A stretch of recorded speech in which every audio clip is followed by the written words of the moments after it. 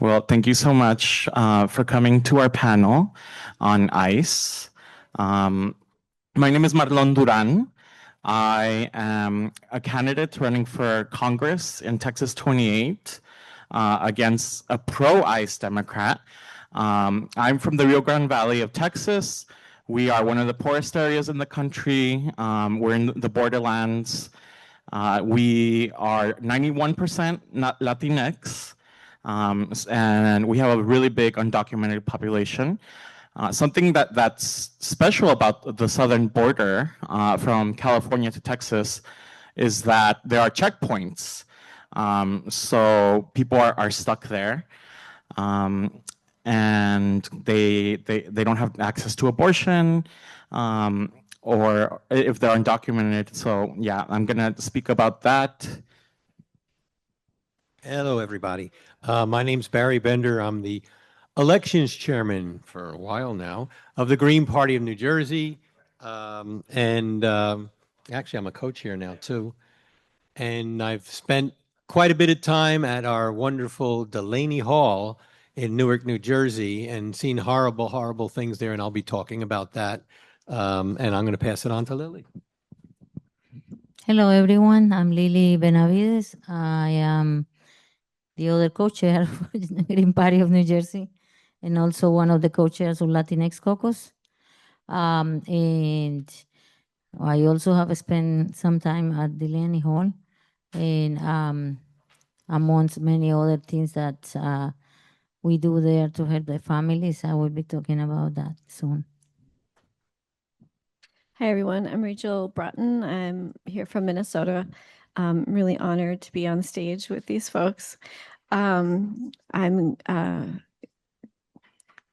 running for Three Rivers Park Board this year.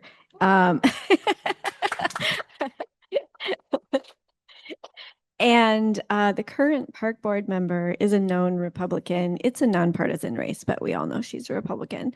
And one of the things that she did recently, actually in March, was she voted down a separation ordinance for the parks. So it is known that the ICE agents have been staging and operating in our parks, and she voted against a separation ordinance. So if we can overturn enough people, we can bring that up for a vote again and pass it. Thank you so much. So in the borderlands, we have been fighting for decades against militarization, building of the border wall, border patrol.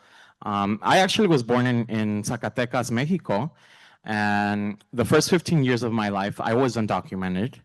I'm privileged because my mom was actually born here in East Chicago, Indiana. So I was able to get citizenship through her, but it took a long time because the laws were different. But I finally became a U.S. citizen. But I remember being a little kid and seeing the Border Patrol because they're all everywhere. You know, they're in our communities. So we're not new to this militarization, but obviously it's spread all over the country, both under Democrats and Republicans. And like I was saying, I remember crossing the checkpoint on a school trip in third grade, being afraid of the Border Patrol coming on board the bus and getting deported. And so I understand that fear, and no one deserves to be othered in that way. No one deserves to be detained. No one deserves to be deported. So this is a fight that is tied to so many things, you know, to capitalism, to imperialism. Warsan Shire, the poet Warsan Shire, she said, "No one leaves home unless home is the mouth of a shark," and that is very true. People leave their countries, their homes, everything they've known, because they have to, because of our empire, our government bombing or overthrowing, or just Wall Street, you know, destroying their economies. So if people want people to stop coming here, we need to stop destroying the rest of the world. Thank you. And so I've been doing organizing with our rapid response group, like many, called RGB Rapid Response. We do flyering at businesses. We pass out Know Your Rights cards in English and Spanish because our community is very bilingual. You can go anywhere and they'll speak Spanish and English. Well, the workers will. And so, yeah, we've been doing Know Your Rights trainings. We have a hotline published on Facebook and Instagram. And then I also work with another group called the Blue Bunny Brigade. And we organize to get people out of ICE detention. And we protest. We've had very mixed success. We've gotten some people out, like what was their name? The mariachi kids. These from McAllen. These were students, mariachi students, at McAllen High School, and they were detained. And we put pressure on our Republican Congresswoman Monica de la Cruz, and embarrassed her, and bird dogged her, and then she finally put pressure and got them released. Because she is very vulnerable, and she, is one of Trump's darlings. So we've had some success with her, and we're called the Blue Bunny Brigade because of Leon Ramos. I don't know if you all remember, but he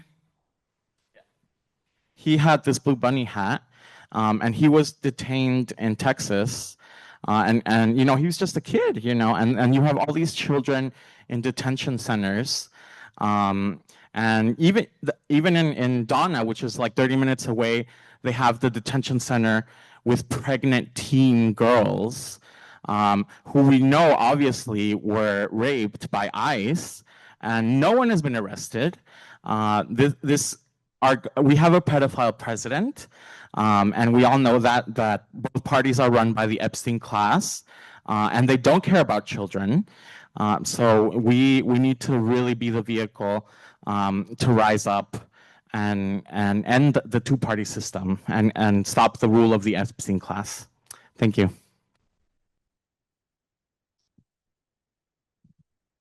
Yeah, I'm much more focused on what's happening in New Jersey now.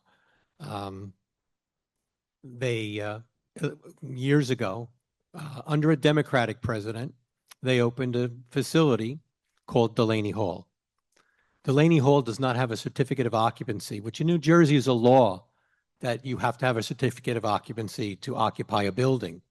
The federal government is illegally using a building without a certificate of occupancy to store the people who they're kidnapping throughout the state and storing them in this building. I'm going to talk about my personal experiences there at Delaney Hall. Thanks to my friend Lily, who is first language is Spanish.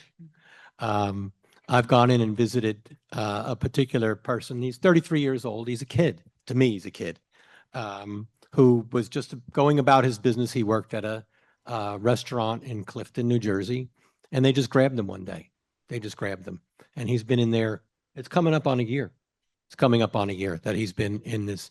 And when you go to this place, I say to the people, because we have like a regular group that we see on a regular basis out in front of them. First of all, I want to say one other thing. I want to thank the people of Minnesota who show up, who come from Minnesota to stand with us in front of Delaney Hall. It's amazing. And those of you, I don't know if any of you have seen the video. At one point, there was a young lady from Minnesota twirling a flag in front of the entrance, and one of the workers came in and hit her with the car. She's from Minnesota, just to make that clear. She was from Minnesota. And our lovely governor, I'm going in random directions, but our lovely governor made a speech saying how all the problems at Delaney Hall are being caused by outside agitators from outside of New Jersey and radical organizations. I'm waiting for her to use the word Antifa. It's coming up, though, and it'll be coming. But anyway, Delaney Hall itself, I went in first time, and met with Ross Lees, 33 years old. He said to me, well, he said to Lily, who interpreted for me, that all he wants to do is go to Sandy Hook, which is in Central Jersey, and go fishing. And I said, when you get out of here, you and I are going fishing. Well, I'm waiting, and I'm still waiting, and I'm still waiting to see him get out of there. And it's things are not looking good. But when you go inside and you visit, you have to wait in this little gymnasium. And then they let you go into the room with a bunch of fold tables, like cafeteria tables that fold down.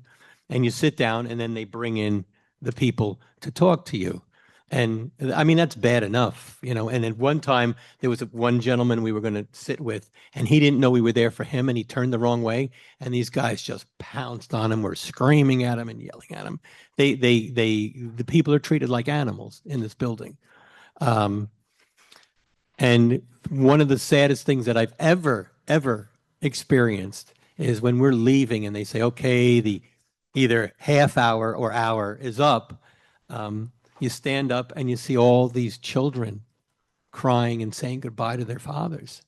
It's really, really heartbreaking to see this, how they can treat human beings in this way. But on top of it, now I'm going to talk about the people outside Delaney Hall when you're not going in and visiting. There have been periods when ICE wasn't there, but when they're there and when the vehicles come in, we wait for shift change at Delaney Hall. And at shift change, they come marching out like the Gestapo, okay? And they push people side to side. It doesn't matter how old you are, who you are, whatever. They push you aside so that the cars can go through. But they also, there's drones flying, you know, up in the air, keeping track of who's there. And they target people. And there's one guy, I'm going to talk about him. I don't know his real name. He calls himself Trash. That's what he calls himself. But they put sod down in front of Delaney Hall, and sod does not grow in the summer. So they took tax dollars and they put this sod down in front of Delaney Hall. And he just decided that he was going to take the sod and lay it down in the driveway from time to time. Well, there was one day I wasn't there, and there weren't a lot of people there, and they decided to target him. And he was out on the road. He wasn't even on Delaney Hall property, and they grabbed him.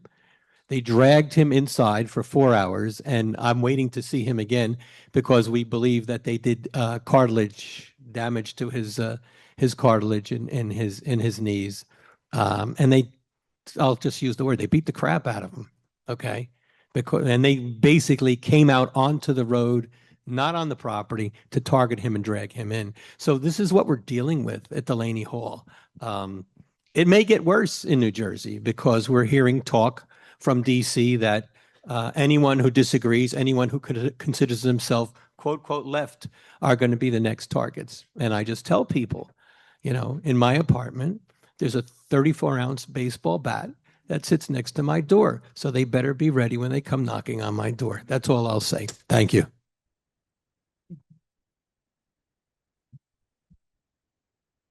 Okay. Well, no, yeah, he stole half of, no, I'm just kidding. Okay, first thing, I came here 37 years ago through the border. And as difficult as it was, is nothing like what became later, right? And I know the struggles of the people, and I've done a lot of things on the community. I have done mutual aid. I know most of the people in my town. By the time that COVID was in, I didn't realize that we had many Latinos in town. And then when they started asking for groceries and stuff, you know, we realized that all of them work on the back room, right, on the stores and on the restaurants. We never saw them outside, seriously. So it was a surprise. But I'm happy that I know them, right? But now it's very scary for all of them. And we are starting different groups all over the county to go and do errands for them. Whatever they need, you know, to go and pick up stuff at the store, to bring the kids to appointments and all kinds of things, because it's getting very scary. They don't want to go anywhere. They hardly go to work and back home, you know, and even though they're risking themselves. But this group in particular in my town, they work right there in the main street, and they live there. Like they have a restaurant here, and the apartment is on top, so they don't go far anywhere. They don't want to go anywhere. They're very scared. Going back to my story, okay. I was living in New Jersey in 2003. I moved to New Hampshire. I ended up volunteering with some immigrant rights organizations, and they asked me to run for office, and I said yes, but I wasn't really expecting that I was going to win. Neither the Democrats, because I was with the Democrats, unfortunately. I didn't know much about them. We just needed someone to support me, right? And I did, and I ran, and I think they were just doing it to use me as a token. They didn't think that I was going to win. Nobody knew me in New Hampshire. I was already with this immigrant rights group, so I was a protester. So I won, and the only thing that I could do, right, in one term that I had was propose a bill that is very similar to one that passed in New Jersey called the Immigrant Trust Act, which it was to prohibit the police for asking people for immigration documents.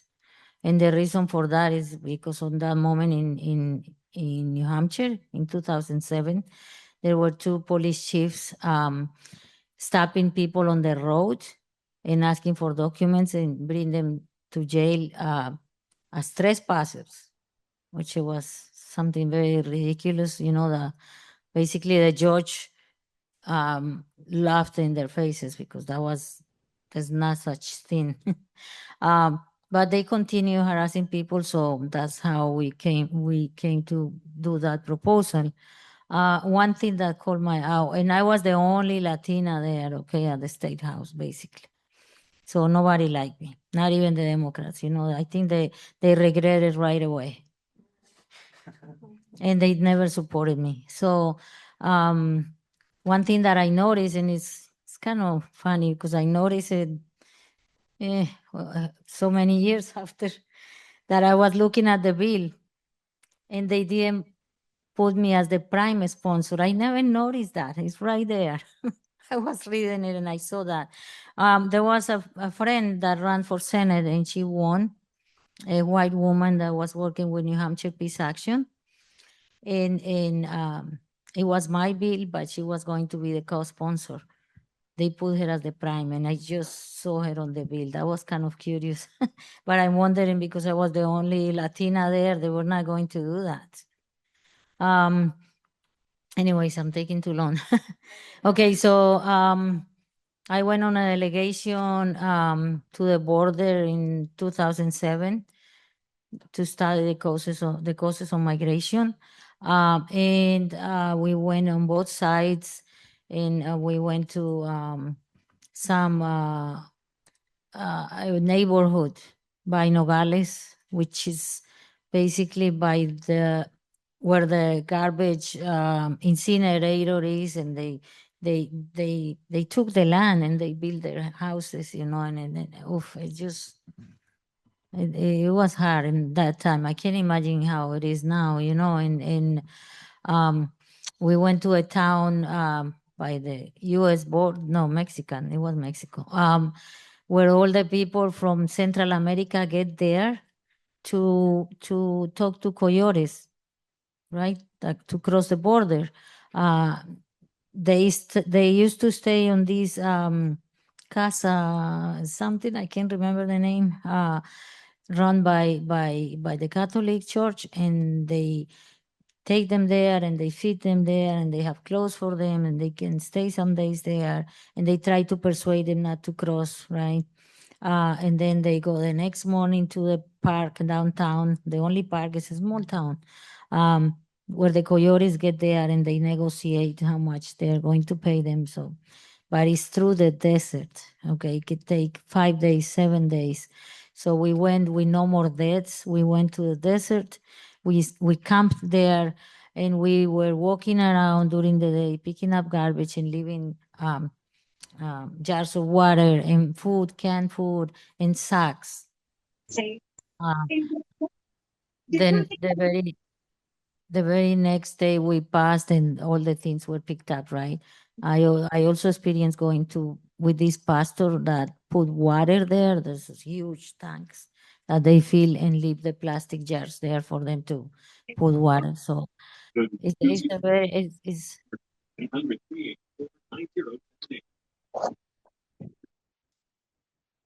um I think everyone should go to a border and see what's going on there. So you can talk to the people. When you talk to the people that are coming through, and you see, uh, some don't even know where they are going. Someone tell them go north, you will find a job, and they just start walking. They don't know. And I'm telling you from my experience in New Jersey that 90% of the people that are in New Jersey from Central America are farmers and indigenous. Many of them don't even speak Spanish. They speak many dialects. And the guy that he was talking about, he learned Spanish when he moved to New Jersey. He's an indigenous from Nicaragua. So I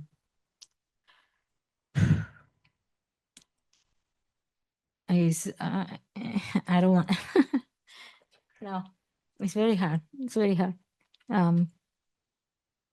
Mm, yeah, and the Lani Hall is it's just terrible. It's terrible. I mean, there's the other place, the Elizabeth Detention Center, which is bad as it is, but at least the Lani Hall is even worse. I mean, it's terrible. They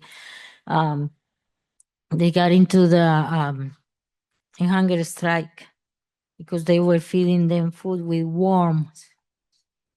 And they can deny it all you want, but we know it's true, Um, and they are so miserable. They're terrible when you go inside and you see how they treat them. And then I went on Mother's Day, no, was it Mother's Day and Easter. And it just makes me so mad. They put a display with balloons in there for them to take pictures with the families and put them on the website.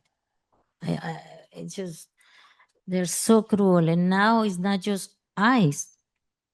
Those people that work there, the employees of Geo or CoreCivic, but these ones in particular, they have become so cruel. They dare to come out of the fence to the gate to hit people that are outside. They're just awful. 90% of the people that are working inside there are Black and Latinos, which is just incomprehensible.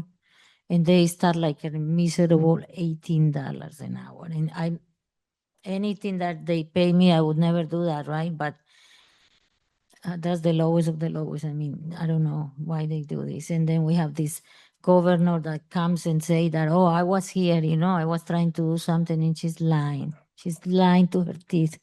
I know her. I'm her enemy number one. Okay, she hates me. and I know her from before. She was congresswoman for 6 years. And we used to go to her office with families, with an immigrant rights organization. And she would promise them that she was working on, stopping separation of families and detention centers and blah, blah, blah, right?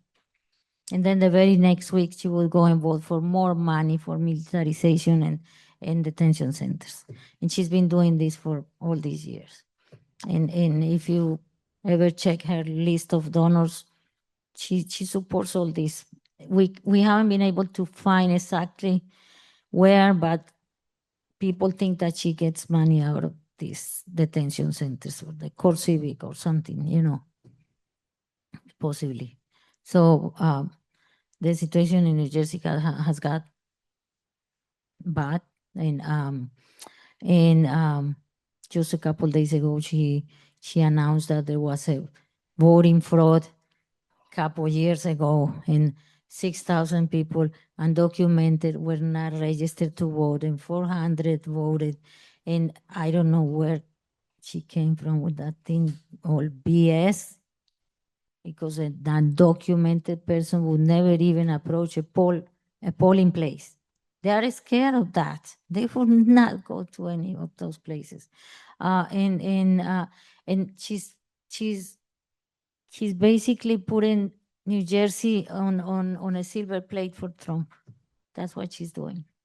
That's what she does. So, and supposedly she's a Democrat, and people are yeah, she is. People are waking up now, and I many people that I know, right, that signed my petitions before and that support me and all that, they are like, we didn't know all these things about her. Oh, if we knew before that, well, it's kind of late, but so I that's why I will never stop. I will never be quiet about it. And I'm running again, not against her, but because I can't do it right now. But I'm going to be running against Cory Booker. That is the same BS. Yeah. So as a writing candidate, because we always have issues, we always have problems. They always have to stop. They always try to stop us in any way. So yeah, thank you.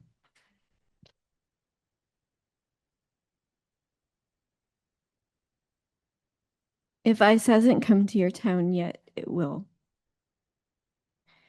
So that's why I'm here today.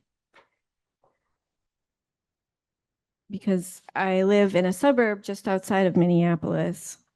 I didn't see the worst of it. But they were in my town, and I wasn't going to let them get away with it if I could do anything to help protect my neighbors. So I'm here to tell a story about how things changed while they were running rampant through the Twin Cities. I've tried to organize this so that it's coherent. I want to talk about protest events, sustained protest, constitutional observation, mutual aid, media, and a little bit extra. I could easily get emotional during this presentation. I'm going to try to stay on task.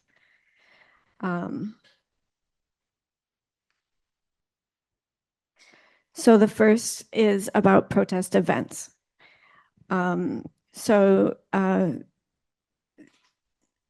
There are marches, there are rallies, and there are noise demonstrations. There's a difference between large protests and smaller, more localized protests. The larger protests take more time to organize, but they can build a critical mass. For instance, when we marched in 15 below weather, and there were 15,000 people who did that, I thought I might lose a toe, but I didn't.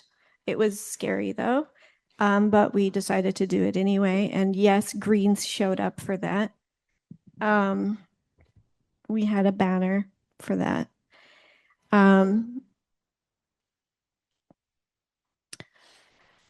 The smaller, more localized rallies can be a response to something. You get on the signal chats and you can say, I'm going to go do this, at this place. And then your localized signal group, you can get a half a dozen people to show up for something on a street corner. Let's see, there is a little bit of a trick that I want to share with people. The Women Against Military Madness have a plan for if something happens, like if Trump does a crazy thing, or if someone is killed again, for instance, if it happens before noon, then the protest happens at 5 p.m. at a certain location. And if it happens afternoon, it'll happen the next day at a certain time. I don't remember. Sorry, I don't have it memorized. But having that standardization can help for the larger sized protests in a shorter period of time. Okay. For the noise demonstrations, these largely have been focused on places where ICE were staying overnight. So, and they happened at night. So some things that bullhorns are something that are needed for something like that, or like really useful. Also, electric guitars are they make a difference for noise demonstrations. Okay, and then we're going on to sustained protest. The sustained protest that came up first in my mind had to do with the Whipple building, the Federal Detention Center. So I actually have never been to the Whipple building. In my mind, the people who go to the Whipple building are badass, because they are regularly, or were anyway, just regularly, daily brutalized with tear gas and rubber bullets. And for months. Sorry, I'm raising my voice now. It just seems so crazy that they would keep going back. And of course, I'm so grateful that they were doing that. But so I brought a couple of things to show. I did buy myself gas masks. All of the products that I have here to show you today are things that I have purchased since Metro Surge. So these are all new to me, but hopefully by looking at them, they're not so weird. So here's a gas mask. If you're going to something like that, you're going to want to protect your eyes and your lungs. And so we know that some of the products that they were using, at least early on, were actually not supposed to be allowed to be used in the United States. Yeah, well, and like they were sourcing them from other countries like Russia and stuff. Let's see, where am I at? Oh, when it comes to the Whipple, there have been some really creative like events, like throwing dildos. Have you guys heard this? So there's actually a feminist sex store in Minneapolis, that they donated like hundreds of dildos, and they were like, it's like amazing that like the feminist sex store was like doing more than so many other businesses. But and then the use of creative profanity became kind of a cultural like anomaly that came up. I'm not gonna say no, I'm not, but a lot of it had to do with questioning manhood and things like that. Okay. Like I said, the people who go to Whipple are badass. Let's see here. Oh, and then I am wearing a bulletproof vest. So I bought this actually after I started patrolling, and after they killed Renee, because I really identify with Renee Good in a lot of ways. So really brought it home for me, because that could have been me, because I have a kid and I take her to school and I'm queer. Let's see here. But other forms of sustained protests include like signs in yards and businesses, signs in your window, and then there are also boycotts. So some people are boycotting like hotels, and McDonald's. Shout out to the boycotts. Okay. Okay, I'm going to go into constitutional observation. I want to preface this by saying that I actually haven't done anything illegal. Doing constitutional observation. And so, and if anyone doesn't understand what that is, it's, I'm sorry, I thought I had a note about this. Observing, recording, and reporting crimes or potential crimes that federal agents may or may not commit. So I want to start by saying getting trained to do this is really valuable. I went through a training with an organization called Monarca, and it was wild. It was like there were 5,000 people in this big church. It was amazing. Recording devices, your phone, body cam, okay.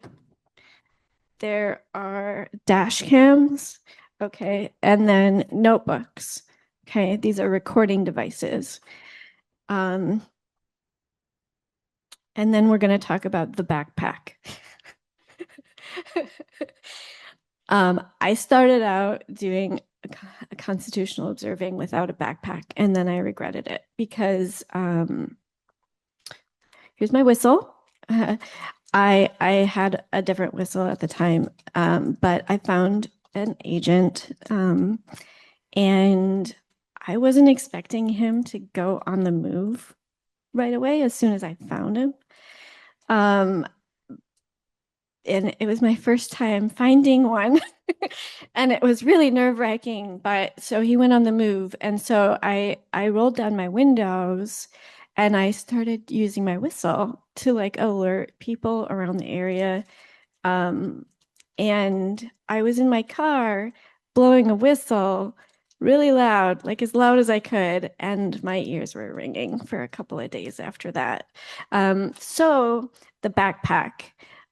Include whistles, earmuffs for ear protection, your notebook, first aid kit, including trauma care, a saline solution because of the gas. And then you want water and snacks, you want binoculars. And these days we have a nickname for patrollers. We call them bird watchers because we have binoculars. And then attorney phone numbers are really useful. And then let's see.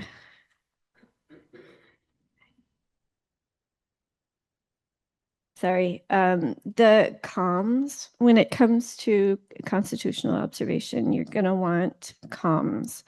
And the primary way that we have been communicating is through Signal. And the key thing about Signal, in case anyone doesn't know, is that it's an end-to-end encryption. So it makes it harder for agents to listen in, although you should always assume that they're listening, okay? I think that there's room to grow when it comes to comms. So I do have one friend who got ham radio certified or licensed, and I would really encourage if anyone's like on the fence about, researching that. Yeah, I don't think that you'll be, regretting going forward with that. I want to talk about the dispatcher. I don't know who out here has done dispatching, but thank goodness for dispatchers. Okay, so these dispatchers have a list of vehicle license plates and descriptions of vehicles. And so, if I'm suspicious of someone, I can get on the comms and ask a dispatcher, is this vehicle on the list? Right? And they can look it up for me. And, if it is an ICE vehicle, then I can decide what I want to do with that information. Most of the time, I just babysit them.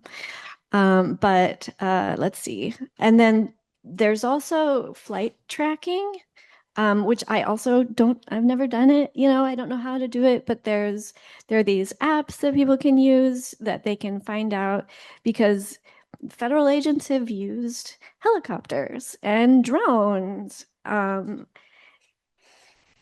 So so like, yeah, the dispatchers can be trained in the flight tracking thing, and then like you can like report that you see,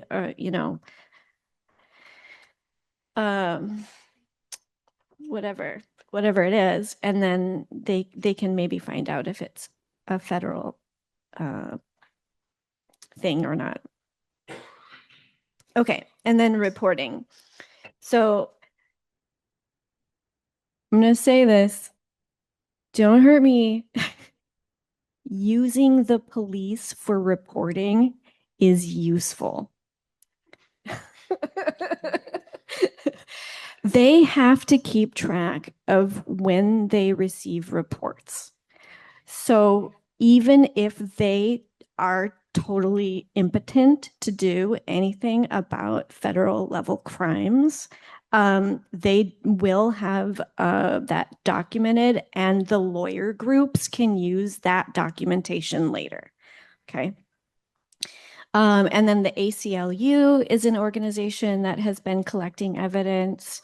And then I think that there's probably some local groups. I'm pretty sure that Monarca has some like lawyers on standby.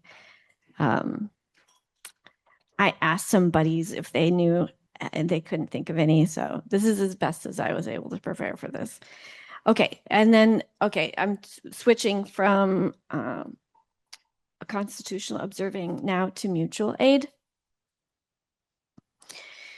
So mutual aid is getting goods to people who need them. This can include food, meds, pet supplies, formula, diapers, toiletries, rent and gas assistance, and transporting people. If you are afraid to drive in your own car somewhere to go get something, maybe having a white person drive you will feel safer. And lots of people have been doing that. Another mutual aid organization, which is actually a nonprofit organization now, is called Raven Watch. And I don't know if you guys have something like this in New Jersey, but at the Whipple building, they sit there and they wait for people to be released. And they give first aid, they give them phones, they give them transportation. Yep. Blankets, coats. Some people have been taken from their house in just their underwear. So, which is crazy, right? Yeah, coats. Anyway, oh, and I wanted to highlight this product. I made this. You can buy Faraday fabric. Faraday fabric, and this is a Faraday bag, okay? And I'm just glad that I can be crafty sometimes. I'm totally an extrovert, but every now and then I do some crafty thing. And it's useful. And I was making masks in COVID too. Anyway, so this has 2 layers to it. And then there's a tape I use. It's really hard to get Faraday thread in the United States, unless you're going to buy it in bulk for like $500. Anyway, so this is a Faraday tape it's taped together. You can put your phone in this, and you just go over like that. And if you try to call your phone, it won't ring. So it totally blocks the signal. So if you are transporting someone who is afraid of the federal government,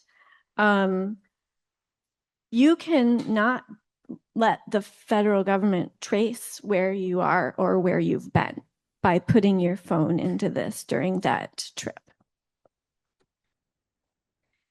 And it's actually really easy to make. It's like a 9 by 9 inch, 9 by 9 inch square, 2 of them. And then both of them are taped in half and to secure them. And then I also tape the top because it looks nicer. Okay, let's see here. I want to talk about media sources. I want to highlight the importance of independent media sources. Um, so these are people who do especially on the ground reporting. So things like Mercado Media has been super useful during Metro Surge, and they're actually in New Jersey as well. Status Quo is another one. Thank you. And then also Unicorn Riot has been out there too. So they're just like the Green Party. They're not taking any corporate money. They're not taking any special interest money. They're funded by the people. Yeah, if we want independent media, we have to pay for it. Okay, let's see here. Oh, and there's also first-hand videos where people, have recorded trust your eyes. Trust what you see on those. The DHS secretary, is that the name? Yeah, like lies. I can't even believe that they would come out with a statement before any kind of investigation. It's like so corrupt and unprofessional. Anyway, so firsthand videos, trust them. And then let's see. I want to highlight, this is like on the like additional things. So one thing that some people were doing they were going around and educating businesses. And actually this is something I was doing. I was bringing these signs to both businesses and people, and then just kind of making sure that they understood what their rights were. And then this actually came in a kit with this. And this went into people's cars. So I have one of these in my car actually still. And it says, I am not opening my door or window for you. So you just hold it up to your window and they can just read it, right? And the same thing with this. If you have something like this, it says private property, no ICE or CBP access, they shouldn't even be knocking on your door. This is not giving your consent, right? You don't consent to them coming into your house. So they shouldn't even knock. And then if they do knock and they harass you, this is further evidence that they've broken the law, right? So, and then, yeah, this one in your car, it sort of goes through. And then on the back, you can actually read as you're holding it up, it says, keep in your car in easy reach location. If you're stopped by a law enforcement officer, do not open the window, not even an inch. Hold the other side of the sign up to the window. Use your finger to point at the question. Who are you? Police, highway patrol, immigration. I want to see your ID. Am I free to go? And then it says point to your rights. So.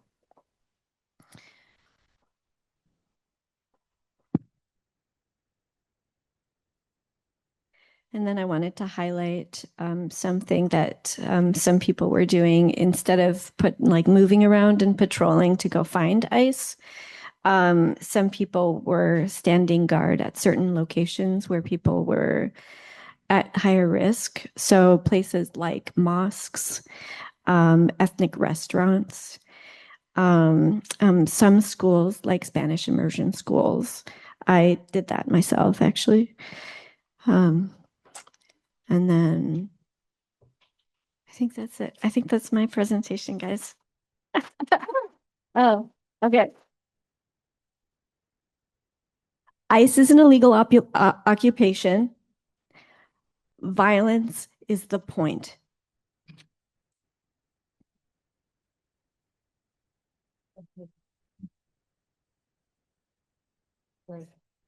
Back up. She needs something from her bag. I think now we're going to do questions. Oh, yeah. Not that long. Okay, thank you so much. I learned some things. Yeah. Yeah, New Jersey, we have some groups that are doing that work, right? Actually, when we've been there in the evenings, they have got us masks and goggles and all kinds of things. Yes, please. So I'm part of a group called Dyer, and I'm a rapid response. I'm on the rapid response team, and I take calls. I also accompany people to appointments. I do translations, all kinds of things.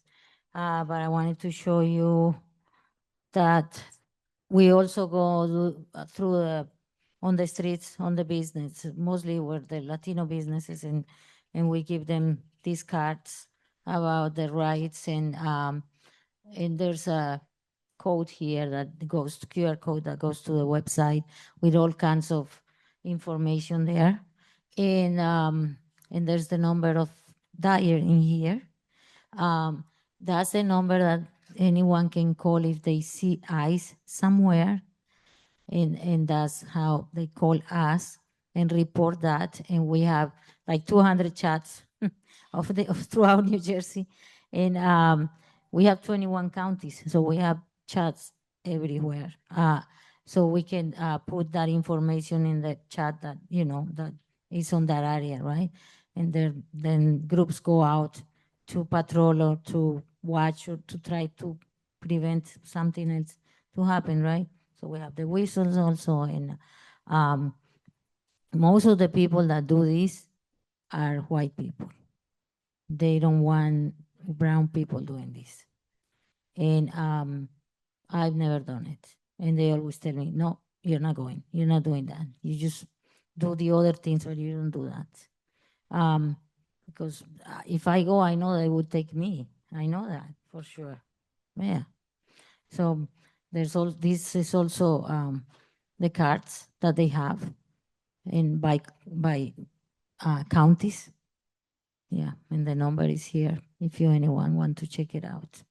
And they are also part of the tent that is outside of Delaney Hall. There's a coalition of groups, organizations that have a tent there that were fighting with the county for many months until they allowed them to put that tent there. It's called the Solidarity Tent, and it's a mutual aid tent. They have groceries for families, they have diapers, they have food, all kinds of things and resources and this information. They have a list of lawyers, I mean, anything. So, and there's some people that stay late at night because they let people come out at night. We've been there a couple times when they let people out, and they're so lost. There was a guy from Florida that didn't know what to do. He had to go to Penn Station, so we took him to Penn Station. But there was someone desperate last Sunday because they didn't know where this person went. They let him go at 4 in the morning, and they didn't know where he was. So these groups usually try to have someone there late to do this. So it's a lot of little parts that get together to all this. It's a lot of work. Thank you.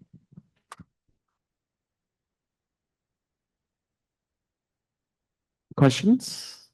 So are there any questions in the chat? Anybody on the chat? Please put your question there. Otherwise, we're going to start taking questions in the room. Yeah, and if you want to unmute now, you can request to unmute and then also come on and ask your question. We'll start otherwise in the room. 2, 3. Oh. Thank you. About almost exactly a year ago, ICE came to my town of Ambridge. It's right outside of Pittsburgh. And it was nighttime. They started rounding people up. They were going, traffic stops. And we had a rapid response group at Casa San Jose. We had nuns coming to the police station. We had neighbors coming to the police station, and they arrested one of my neighbors, one of my business owner neighbors, who was a fully American citizen, but he was brown skinned, so they just assumed that he wasn't supposed to be there. And a completely white, pale woman who was just happened to be there as well. They were holding signs that told them to get out of our neighborhood. So the next day, I couldn't handle it. So I went to social media and I created an event in our park that day, the following day after this happened. And I shared it so many times, like to different groups, that we had 200 people show up in our park and we were carrying signs. Or no, I'm sorry, it was the next day. It wasn't 24 hours. It was like the weekend. And they haven't been back since. At least like if they have been, it has been extremely unnoticeable because they went from like terrorizing our neighbors to like scared because so many people showed up. And that's like, we have a small town, and I'm not saying it's possible everywhere, but if you have like under 10,000 people in your town, you can kind of scare people out of your neighborhood. And then we had, people were TikToking or whatever they do, Instagram, like in their live feed, what was going on in town square, and it became like a viral event. And that's kind of like one of like the big things I can recommend is make a big splash as fast as you can. And yeah, and it's been a year now.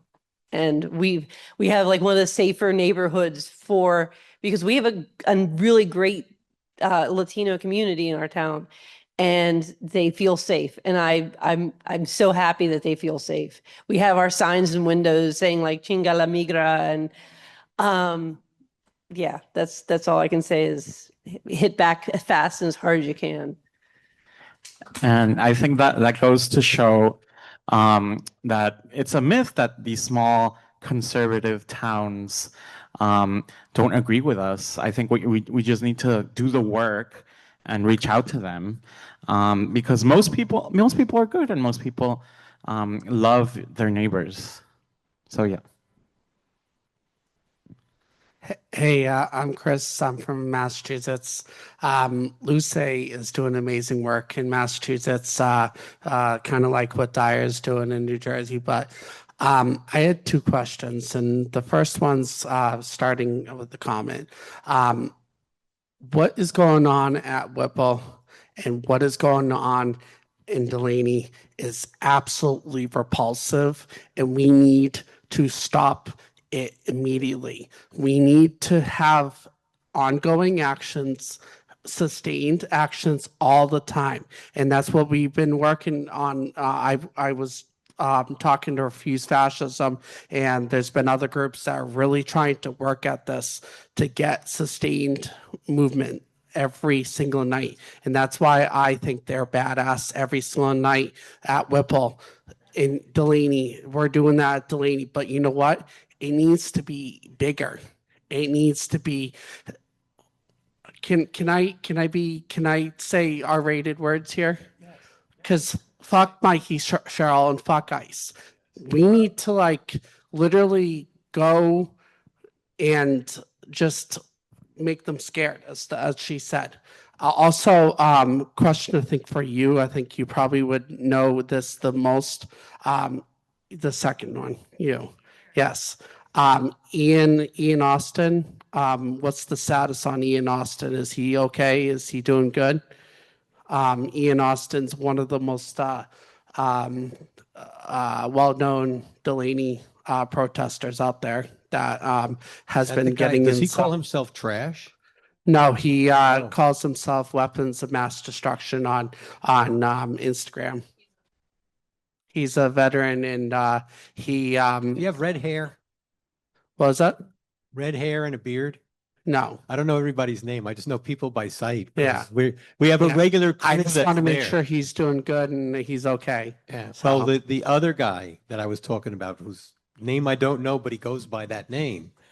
He's there every night. Well, he was going for an MRI on Friday, but he's there every single night on his crutches, okay, harassing them at the gate.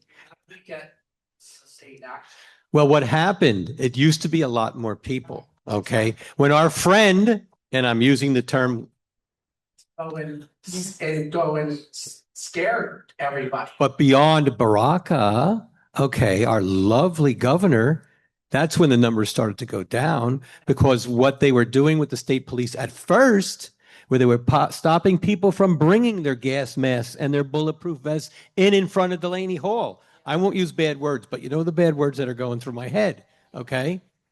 That's when, and then after that, they came in with the horses, and ICE has never used tear gas. Okay, they use pepper spray and the flash things and etc.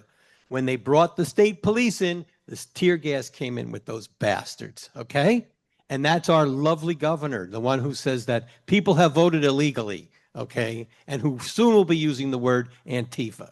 That's New Jersey. All right.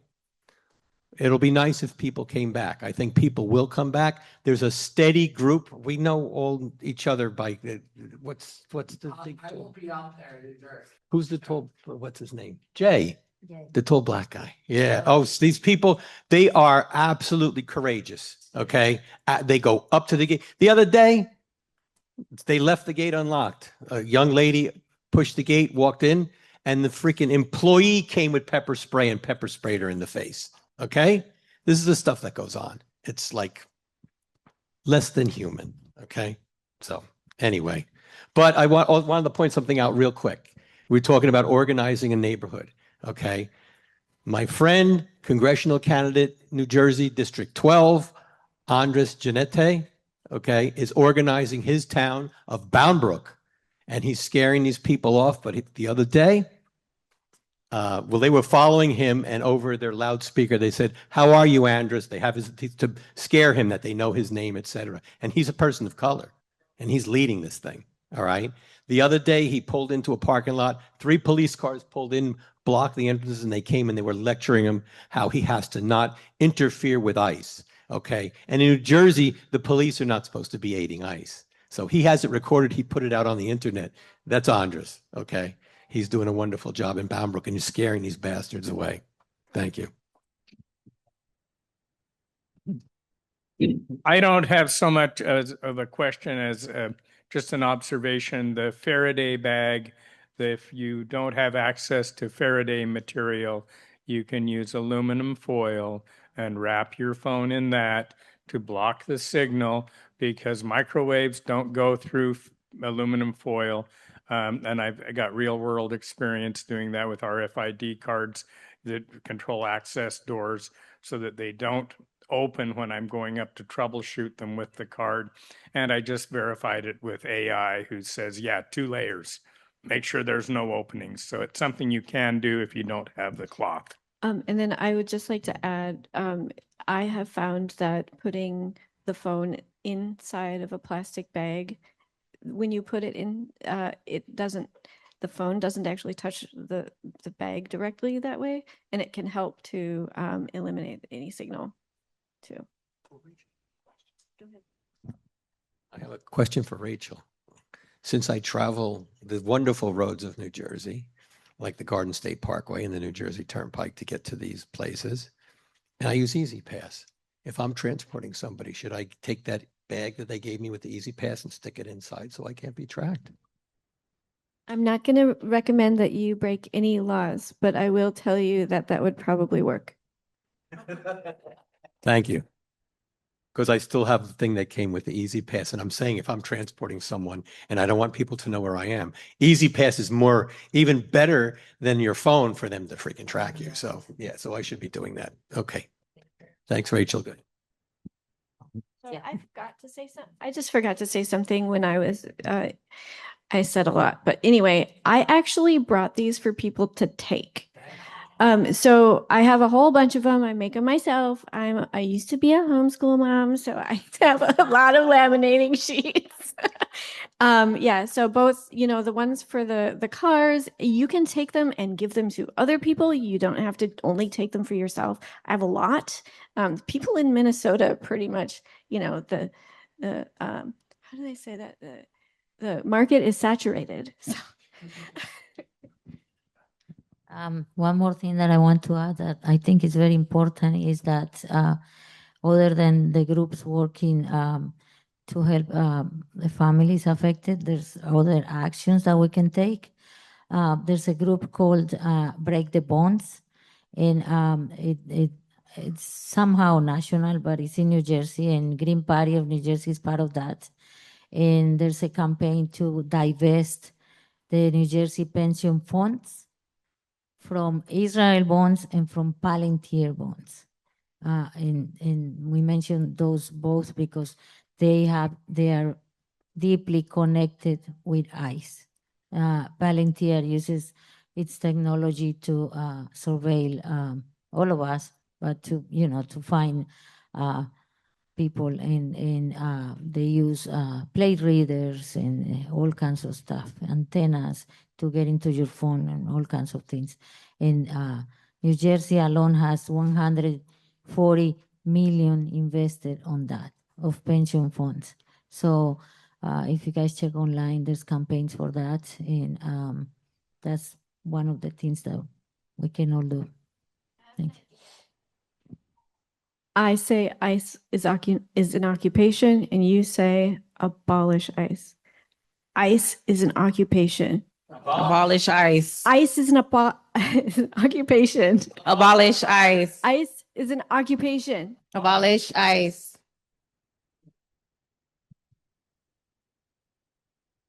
My name is Ngoyne Young. I'm a candidate, Green Party candidate from Minnesota, running for state senate. My question is, first, to start off with a little background, as someone from an African diaspora, I often feel like the African immigrants are overlooked in these conversations about immigration and ICE detention. At the same time, the legal pathways have been increasingly limited for people from several African countries through travel restrictions. My own country, Senegal. We also have visa barriers and other policy changes. So many people say immigrants, should come the right way, but for many Africans, those pathways have become much narrower and oftentimes inaccessible. My question is, what intentional steps can the movement take to ensure African voices, organizations, and lived experiences are represented, not as an afterthought, but as an integral part of the immigration for justice?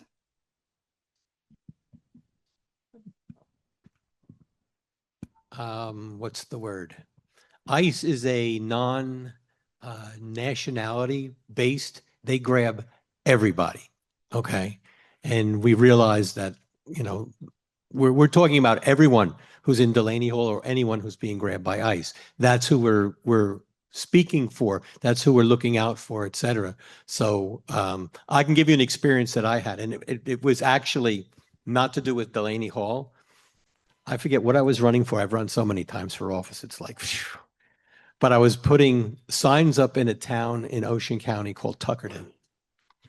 And there's a bus pickup area right near the Garden State Parkway. And I saw a couple, African-American couple and their two daughters standing in there. And I was putting signs up and I said, "Hi, how you guys doing?" And it says, "Well, we're trying to get to this town, and the bus dropped us off here and we don't know where we are."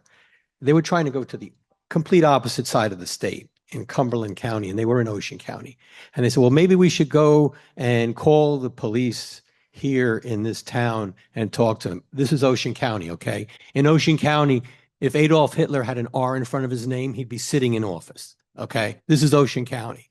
So I said, "No, I don't think that's a good idea. Where are you trying to go?" And they told me the name of the town. They were from Nigeria. They were brand new to the United States. And they said, "We're trying to go to, I forget the town in Cumberland County." I said, "Guess what? You got to ride. We're going to Cumberland County." Because if they went down into that town to the police department, I would hate to think what would have gone on to those people. But if we all look out for each other, I think that's what needs to happen. That really is the bottom line. This is a really big problem in the immigration movement, and I think it's rooted in anti-Blackness. It is in our Latino community. There's a lot of that we need to work to transmute and overcome. But yeah, I think it's very important that we do that, and then we have to realize that it's both parties.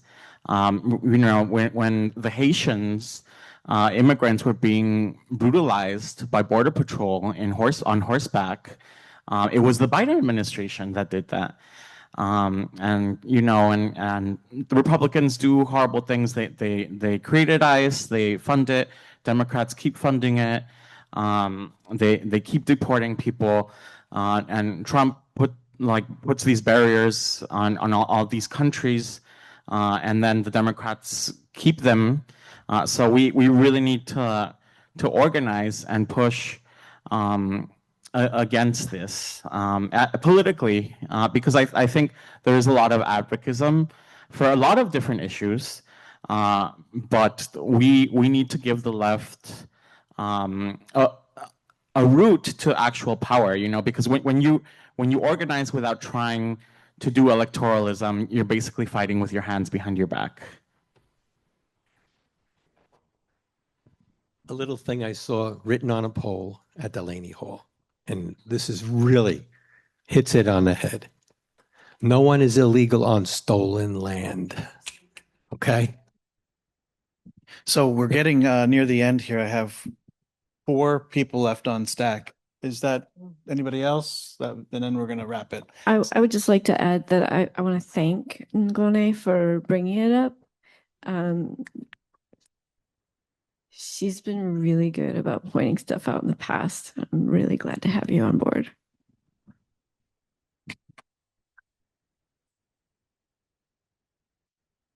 Hi, I'm Sam Husseini.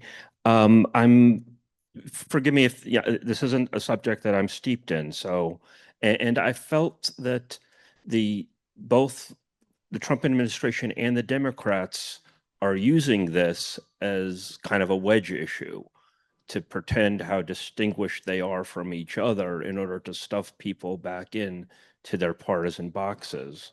And I think part of the solution for this, then there's been some of this, but perhaps if you could elaborate more as a critique of the standard Democratic Party position.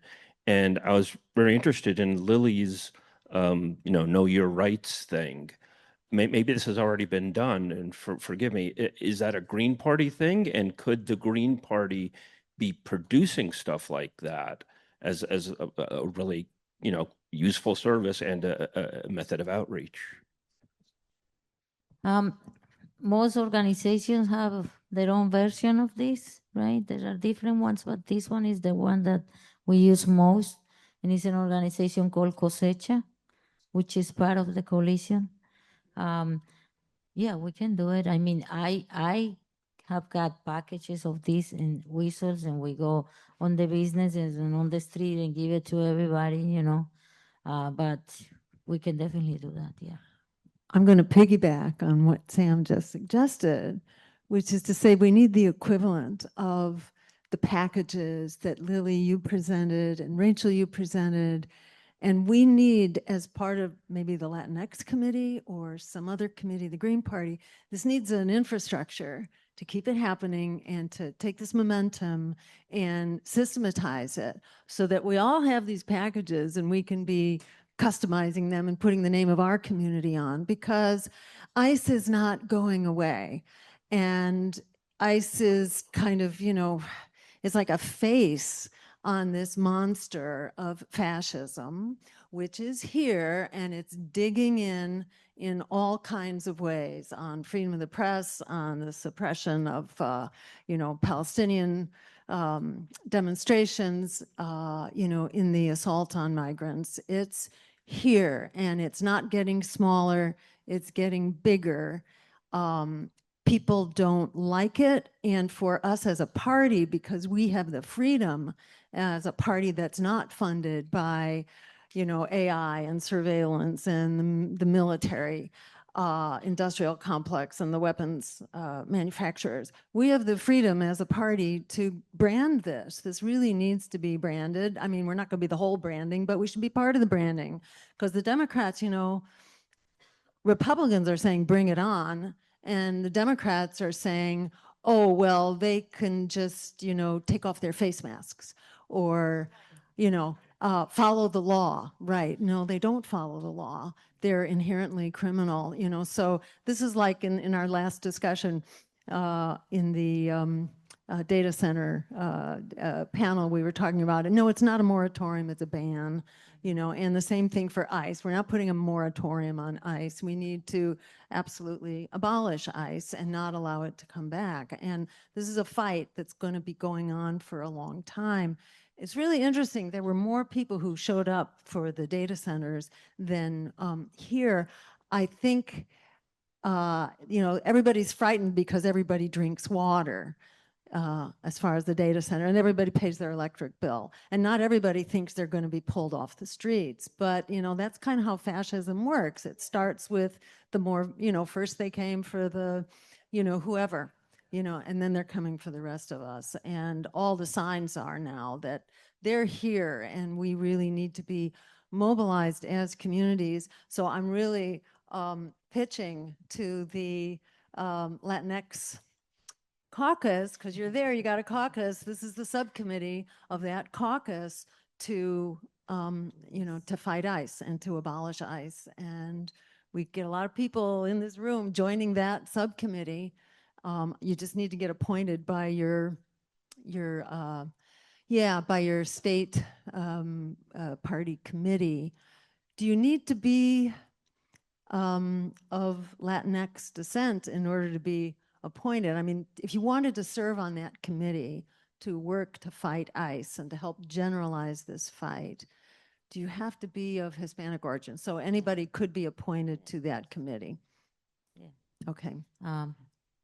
No, I mean, there's certain things that you can do at the Latinx caucus if you're Latino, but definitely anyone can join the committee. And does this seem like a project or a subcommittee that? Yes, we just haven't had a chance after you told me the other day about that, but we have that conversation coming. And by the way, we have a panel tomorrow at 1:45 on immigration and the effects of immigration on labor. So Great. yes, and I want to say that, you say how we can do this and brand it as Green Party. A lot of white, I'm sorry guys, but Democrats in these groups are co-opting the ICE movement in New Jersey. Okay, and they are in there, and I'm not saying they are not helping, right? But they are always campaigning. They are always campaigning.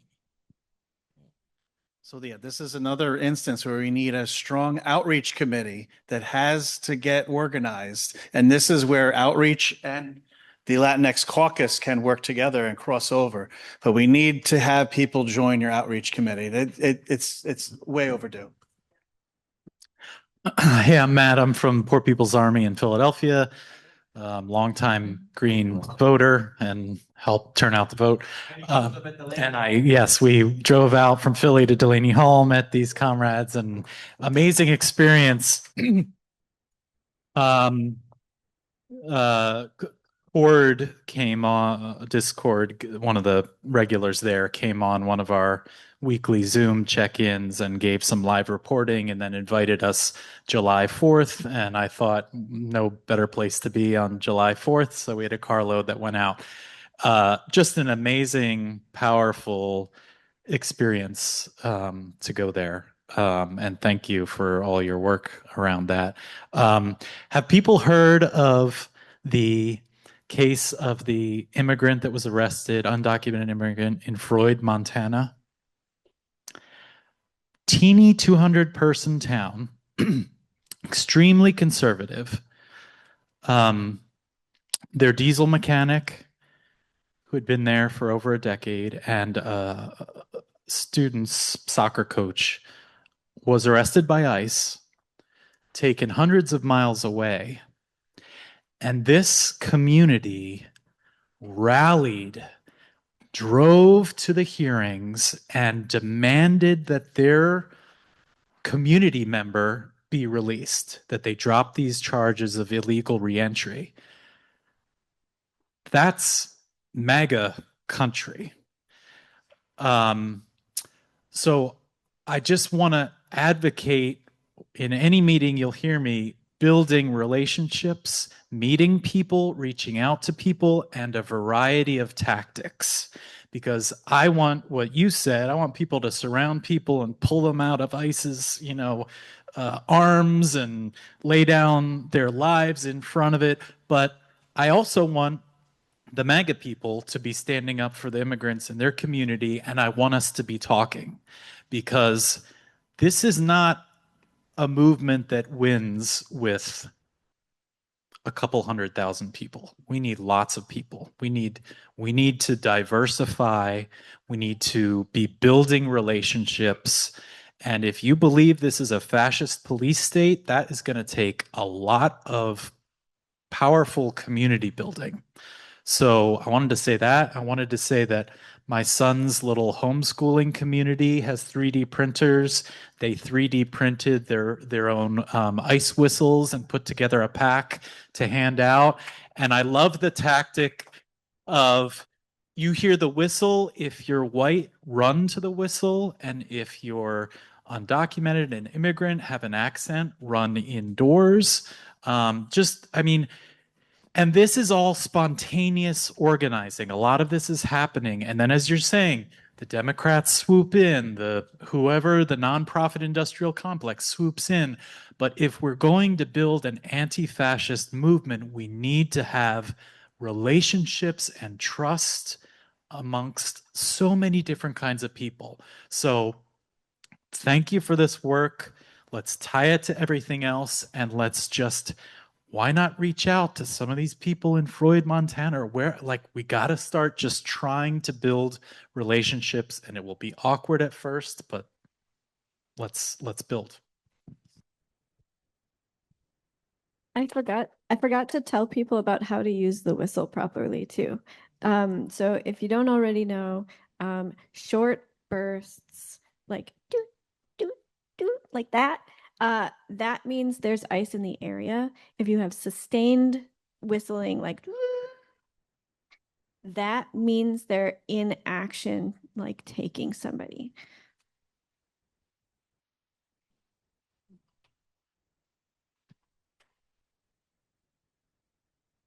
One more question. It's more so a comment than a question. I just wanted to kind of piggyback off a little bit of some of the things some people said, and hopefully maybe answer her question about how do we support Black migrants in our communities, right, when it comes to ICE. This is just for educational purposes, okay? Because in order for us to do better, we have to learn and grow, right?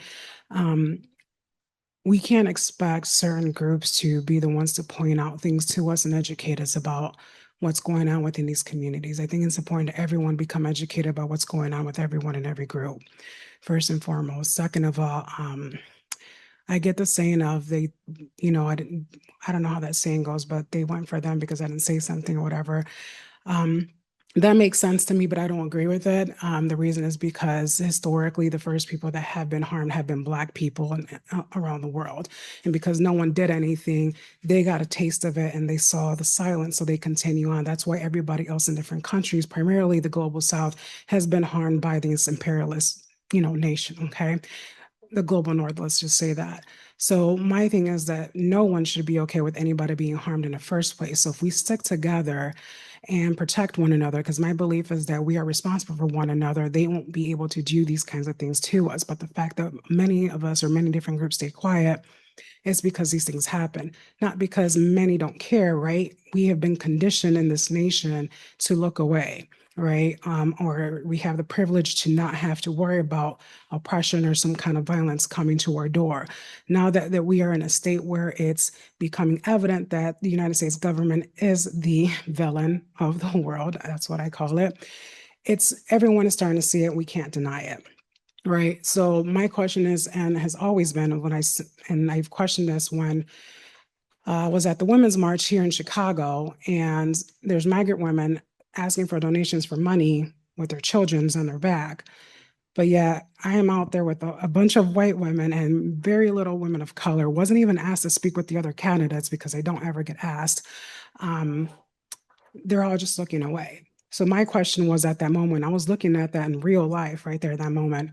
What does true solidarity actually look like? Because we're over here, we're quoting, Black women's activists or different activist groups and, you know, thanking them for them paving the way or being trailblazers, but yet we're not truly recognizing the actual women in these communities or men in these communities that are actually suffering. We're just looking away. Like, so what does true solidarity actually look like? So if we're going to build community, which I agree we need to do, we need to not just dismantle the system, but dismantle the system that we've been conditioned with in this country from within, right? Decolonize the mind as well and learn to build trust with one another and educate ourselves at the same time, not expect just the Latino caucus to teach us some of these things or the Black caucus to teach us some of these things. We need to work together and care for one another. It's not just one group, it's all of us. This is not a left or right thing. It is an up and down thing, right? We have a group of small people who are threatening to harm humans in general, right? Sentient life. And it is not okay. And until we can get on the same page about actually protecting one another and understanding what true solidarity means and what that looks like, we're not going to get far. Right now, it just seems like we're a little fragmented or everyone's waiting for one group to be the leader to lead in one way or the other. It's not going to work that way. We have to eventually come together. Unity is the way. And I believe what Fred Hampton said. We're not going to fight racism with racism. We fight racism with solidarity. We're not going to fight capitalism with Black capitalism. We fight capitalism with socialism, right? So Fred Hampton, Malcolm X, they've been teaching us all of this from the get-go. The Black Panther Party, the blueprint when it comes to mutual aid, organizing, and withdrawing from the system. We don't need to reinvent the wheel. We just need to unite and come together in an understanding and support one another at the same time. This is not a punitive comment, but I think that we can grow and we have a huge advantage as a party, right? But we also need to learn these things too in order for us to become stronger and become a powerful force for humanity in general. Thank you.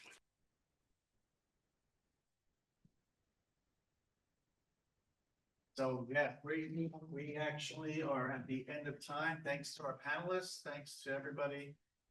But yeah, we cut. You're good. I gotta cut this out. Yeah. All right, I'll go. All right. Yeah. Okay.